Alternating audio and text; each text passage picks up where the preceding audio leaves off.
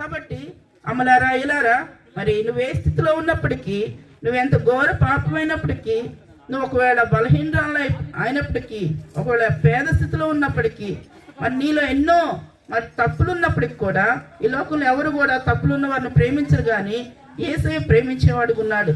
ఎంత ఘోర పాపనైనా ఆయన ప్రేమిస్తున్నాడు. దేవుడు లోకాన్ని ఎంతో ప్రేమించాడు. ఏ ఒక్కరు కూడా నరకానికి పోకుండా ప్రతి ఒక్కరు మోక్షానికి పోవాలని దేవాది దేవుడు ఈ లోకానికి వచ్చాడు. మరి మనుషుల పాపాలు క్షమించాలి కాబట్టి మనుషుడిగా ఈ లోకానికి వచ్చాడు. తన పరిశుద్ధ రక్తాన్ని అంతటినీ ఆ కలవసిల్లో దారపోస్తూ వచ్చాడు. మానవుల నిమిత్తమై చనిపోతూ వచ్చాడు. 3వ దినాన తిరిగి లేచాడు.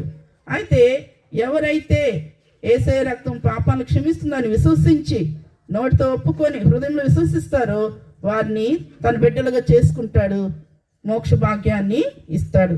కాబట్టి అమలారా ఇలారా, ఎవరైతే